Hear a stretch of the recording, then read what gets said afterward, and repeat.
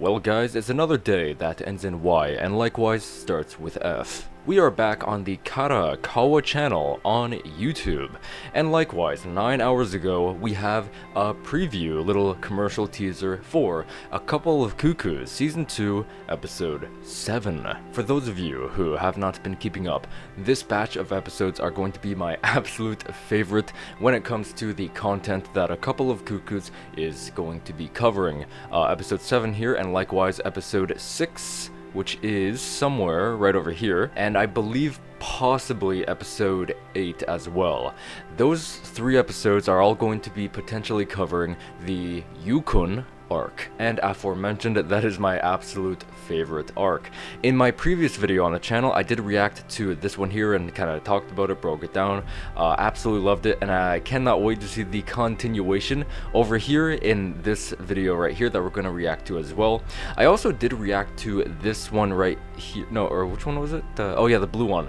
I reacted to this blue one over here. It is actually over here on my side channel. You guys can go check it out at Erika Blue Jay right here, and it's just right here where I do react to the music video for Ai Mochizuki, and I did recently watch episode 4 of the season 2, and yes, this music video, or rather this music video right here, is actually what I had sung in the episode 4 of season 2, and that was super cool. And now we get a full music video, which is awesome, and the full version of the song. So anyway, I thought we should go on ahead and check out the episode 7 preview, and I'm absolutely going to gush over it, so be prepared. And right off the bat, it appears we have a panicking Nagi right here. So anyway, let's go on ahead and leave a like, and shout out to all of the early commenters here today within the last 9 hours. So with that in mind, let's go on ahead and full screen this, and we'll check it on out. Again guys, this is going to be my absolute favorite area within the season 2 content realm, and yeah, I cannot wait to see what we have here. So let's go on ahead and press play. Whoa. So I is going to be in the... Oh my god, I can't wait to see that. Okay, we have Hiro here. Oh, they're covering this much too. Okay, they're going farther than I thought. Wow. Oh my god. Yep, they're going here. They're going there.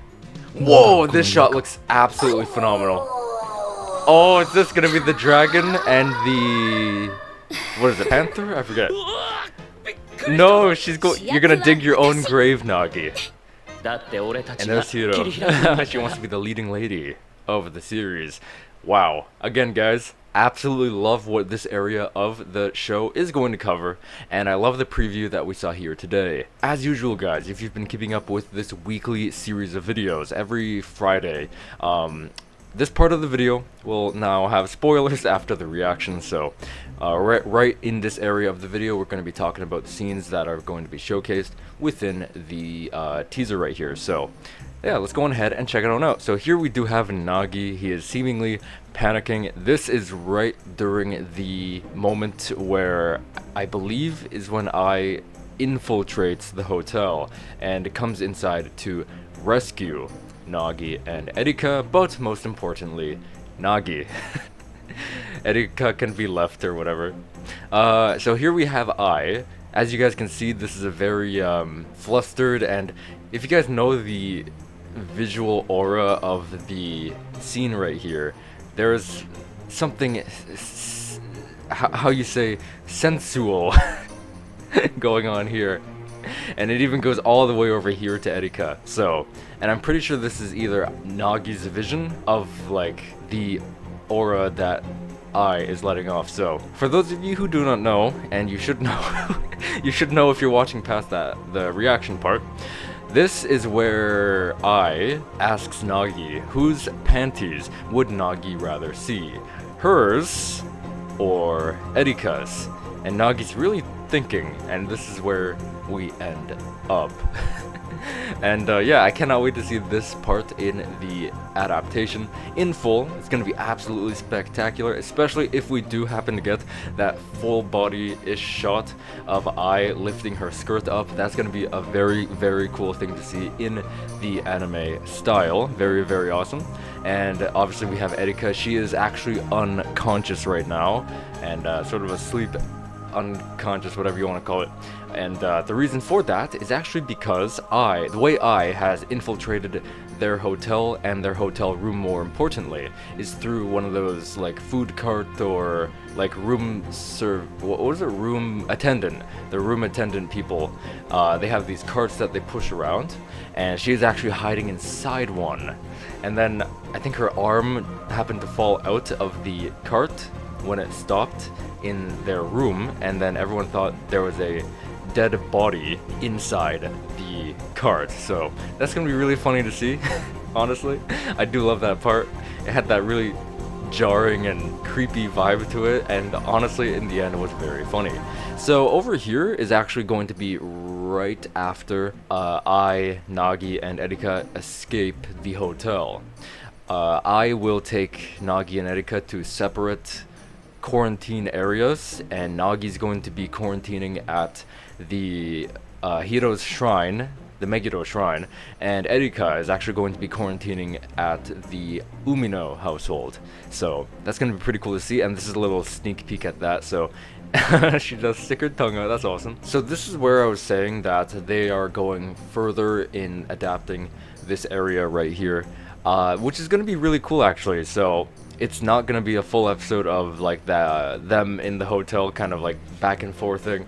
I do think that's probably going to be most of it, episode 7 I mean, but either way, super cool that they're going further and showcasing this area as well, seeing where actually Ai is going to be dropping them off.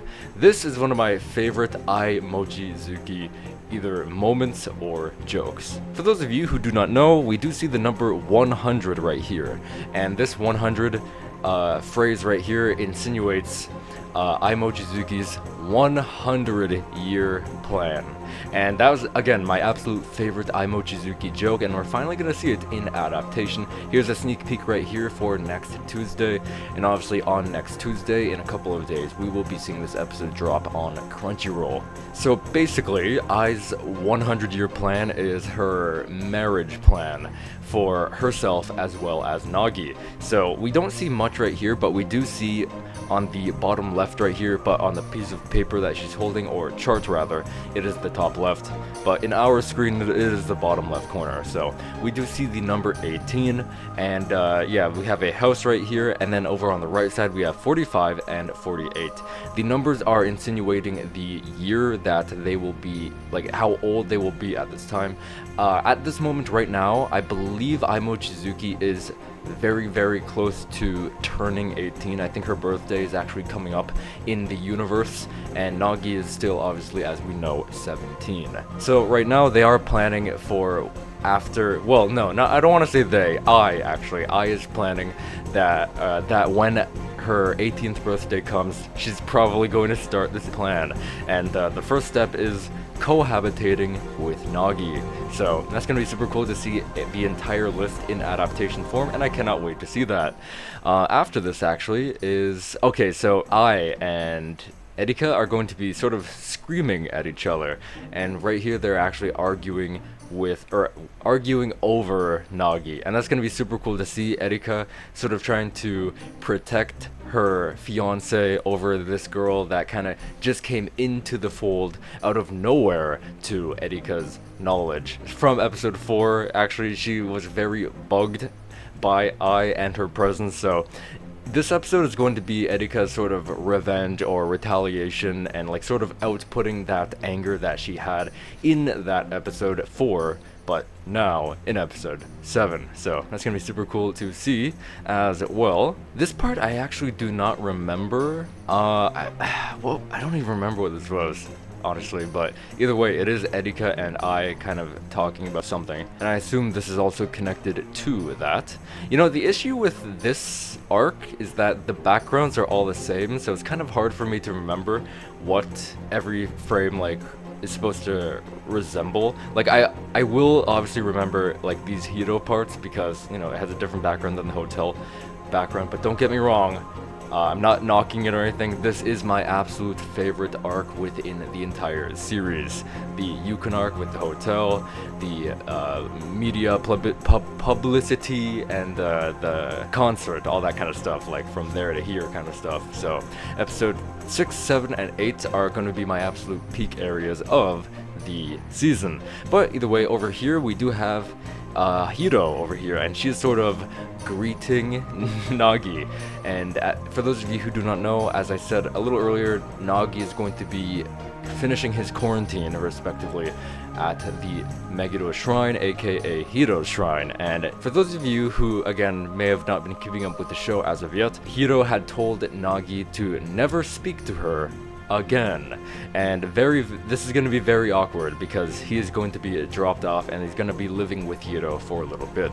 That's going to be super cool, and I'm honestly very excited to see what's going to come in episode, possibly like the second half of episode 8, because I think, actually hold up, no, isn't that, no, that's actually no, that's not here.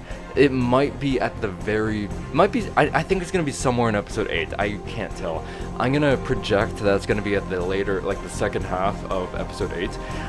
The whole leading lady area and part of the story where Hiro is trying to be number 1 in Nagi's eyes. I thought this right here was that, but I'm pretty sure this is something else when she starts speaking to Nagi again, possibly in the second half of episode 7, actually. I think that's what this area I have highlighted here is. But I do think in the second half of episode 8, we're going to see that whole leading lady sort of thing, which is going to be really cool to see. I'm actually very excited to see the fake wedding that Nagi and Hiro are going to have. I'm very excited to see everybody's reactions to that in adaptation form. All of the letters of inviting the guests to, background guests actually, for the photos. For the pamphlet area of the story, actually.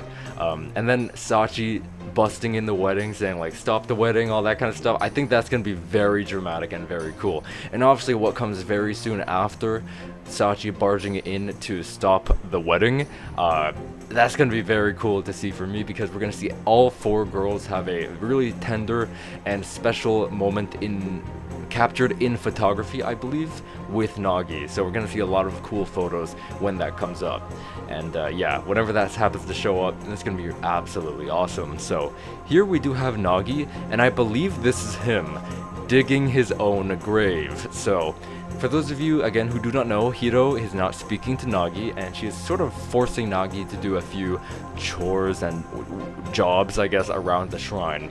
And one is digging a hole for some reason, and Nagi is sort of thinking in his mind like, why is she having me do all this stuff? I don't get it, all that stuff, like cleaning the floors, doing all this stuff, and this right here, he is digging a hole. And while not speaking with him, all she's doing is like, like pointing and like groaning like which is kind of similar to what Nagi did when Erika punched his lights out, and there was towels to be folded. This was episode 4 or 3, I don't remember, but Nagi had an ice bag on his cheek and just like pointing at a towel. So that's what this area is. He's gonna be digging his own grave. This is gonna be absolutely awesome to see. So I think this is gonna be like the dragon versus the panther or whatever it was. I forget. It's been a while since I read this area, but it looks like Erika and I are going to be having some sort of duel, a duel or whatever you want to call it, fight over Nagi. And yeah, this is going to be in the hotel, so it's gonna be way before like this area that I'm highlighting here. And yeah, again, they're gonna be sort of dueling over Nagi. It's gonna be the tiger, or not the tiger, thinking of Toradora, the dragon over here versus the, I think, panther right here as I. This was absolutely funny to see for the first time reading. Absolutely love that.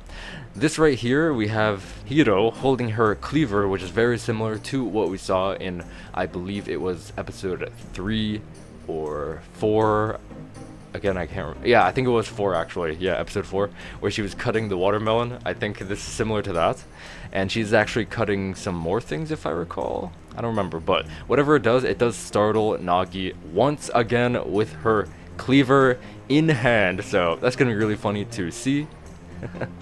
And I think this is, yeah, the second last area, and this is not what I thought it was originally. This is actually Hiro. She's sort of speaking with Nagi again, and I think he does something silly and then she giggles, if I recall. I'm pretty sure that's what it was.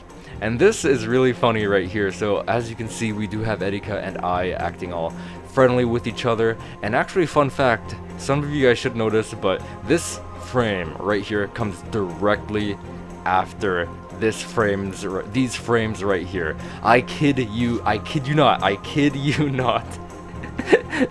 The last frame I'm highlighting here comes directly after this, and that killed me the first time reading this area. So in adaptation form, I think it's going to make me laugh just as hard as before. So yeah, this looks very like one-on-one with the manga panel. Honestly, like, it looks just like it. Basically right here they're saying how they think they're gonna be and make really great friends, and then if I recall, I think they take a bath with each other right after they're, like, you know, gossiping or whatever you want to say over this area right here. So yeah, this episode I'm looking forward to, and yeah, it's gonna feature so much. It's gonna start with probably I infiltrating the hotel, and it's going to end presumably with this area right here. Nope, go back right here. I think this is probably going to be near the ending point of episode 7, and then it's probably going to open up with the, like, and it's probably going to open up with episode 8 afterwards, building up to the pamphlet area.